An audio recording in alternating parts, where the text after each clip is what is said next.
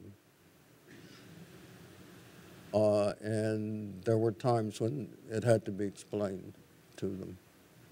One thing I'd just like to tag on to that, too, again, as you guys go forth and take on all kinds of challenges and move in all kinds of directions that we haven't conceived and are yet to be revealed. But just remember this. It's okay to be the first. It's not okay to be the only. Yes. Good.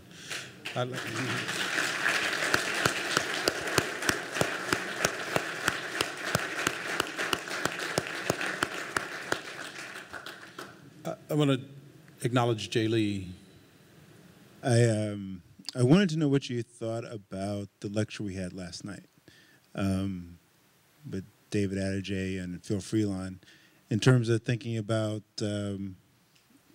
Richard Dozier, in terms of thinking about the historical kind of precedents that they talked about, and just the architectural significance of that building on the mall. Well, I was in Pittsburgh, so. And I didn't get to hear it either. But I've seen the work, and I've seen the process and so forth, and I think it just takes us another step forward. And Don will have an interesting story maybe to tell about the museum as well on the mall and the role you were asked to play. This had to do with the new museum on the wall on the mall that Phil and David are designing. Phil Freeland and David Adjei. In Washington. Remember, you were asked to serve on a jury kind of thing there, or an advisor. And I'll let you tell that story in a minute. But I think it's a marvelous example of what a lot of us are trying to do, which is to somehow find a way to meld our unique experience and culture within some kind of an intellectual and architectural framework. And they do that so very well. Some people have heard me say this before, and it's all about interpretation in some ways. And I say that, Julie Andrews has a version of my favorite things, and John Coltrane has a version of my favorite things. They're both interesting, but they're also very different. And what Phil and David are doing is moving everything forward. And that has to do even with African precedents. I mean, we can't always live in 2 centuries old African precedents. And one of the things that frustrates a lot of African artists and musicians today is everybody wants to keep them back there. But what Phil and David have done, and what I've seen from the work and understanding how they got there, is to really try to take that spirit but to interpret it in ways that are fresh and new, and they're sort of taking Julie Andrews and turning her into John Coltrane. Okay. I think it's the inventiveness that I mentioned before. And my brother was a potter. He was an artist and a potter. He worked in multimedia. You saw a playground in Atlanta on the screen. He designed the playground stuff, and I did the drawings that enabled it to be built. He also headed up the Greenwich House Potters in New York City and lived for 15 years in Japan. He created a Pottery Italia near Kyoto. And one of the reasons he went to Japan was to study Oriental porcelains. And he was befriended by a very, very old Japanese potter whose family welcomed my son, who went to Japan when he was in high school for a summer. And this old potter introduced him to rural Japanese pottery and Korean pottery, very crude and rough and so on. And he learned something from him that caused him to say to me frequently that if I look at something and I don't like it or I'm not attracted to it, which is the way he felt initially about the old Korean pottery, look at it long enough for it to help you understand how to see it. And once you understand how to see it, If you still don't like it, that's fine, but you have to let it inform you. And so when I look at inventive stuff, it's not reclamation. It's things you haven't seen before. And that's the kind of architecture that's pushing against the edge. And I have to live with it long enough for it to teach me how to see it. If I still don't like it, I don't like it. But that's my comment regarding this project. I need to spend some time with it. And I'm confident that that time will tell me that this invention is a very good one. I'm afraid we don't have time for any more questions in this format. I'm sorry, Brandy, but hopefully it'll be time to talk with David and Don after. We're going to sort of bring this to a close with a special presentation of an award and something from NOMA as well. So, but before I call Andre Vega, our Boston chapter president and host of the NOMA conference, up along with my successor, the incoming president of NOMA, Sanford Garner, principal of the Indianapolis-based firm A2SO4, you pay me later.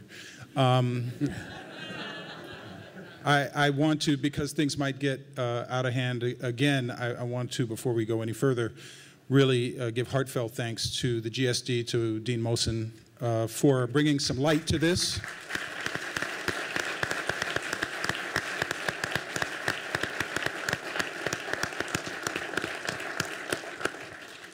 To my family of the Loeb Fellowship, and Jim Stockard and Sally Young, and my colleagues and brothers and sisters of the Loeb who have also come together to make this a very, very special night.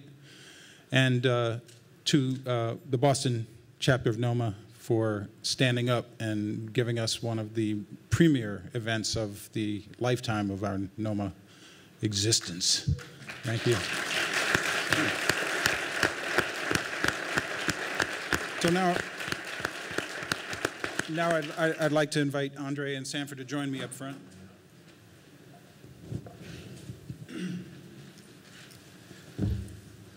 Wow. Before I present this award, I wanted to share a really quick story, because I know we're getting pressed for time, about how we arrived at this place and time. Last year at the St. Louis conference, the ending ceremonies, the very last thing of the conference every year, the future host for the next year's conference has to step up to the podium and invite everybody to the city for next year's conference. And so I had that opportunity last year in St. Louis. I got behind the microphone and I said, everybody come to Boston, it's going to be great. And that was pretty much it. And then I got off the stage, and somebody grabbed me. It was an older gentleman, and he said, you guys really need to do something special for Stull and Lee while we're there. And it was like, of course. Of course we do. And it made me think that I believe it's almost human nature to take for granted institutions that are perceived as having always been there. I'm kind of a young guy, so Stull and Lee's always been there.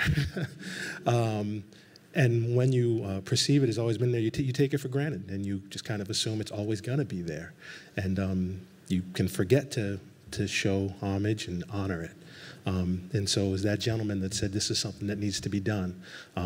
Fast forward to a couple of months ago, I had the opportunity to come here to Harvard and speak to members of the GSD and to ask for support for the conference. And I said, we would also like to do this tribute to Stull and Lee. And the dean at that point said, well, that has to be here. I mean, it was a done deal at that point. So. Yeah.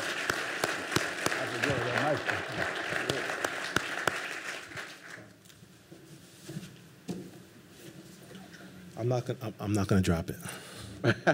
I was a basketball player at one point in my life. So With that said, the Boston chapter of NOMA and NOMA National would like to present Stull and Lee with this Lifetime Achievement Award. The inscription on the award reads, NOMA 2010 Lifetime Achievement Award, presented to the Office of Stull and Lee Incorporated for over 40 years of architectural service, inspiration, and excellence. And we thank you. Guys, want to go over there?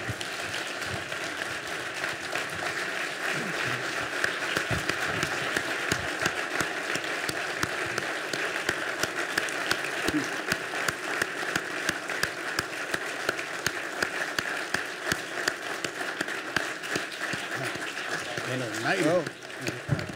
Oh, wow. Great.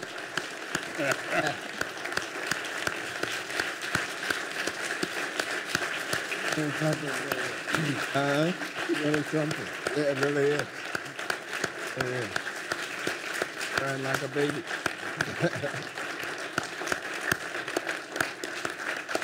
Thank you so much.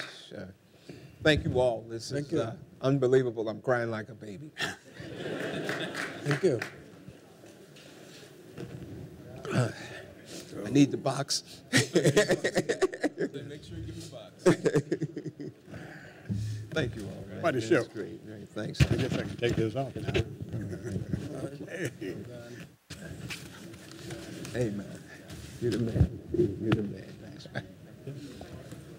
Okay. At this point, everybody, I'd like to invite everybody back outside for coffee and desserts, and conversation, and then we load up on the buses and head back to the hotel. Thank you very much.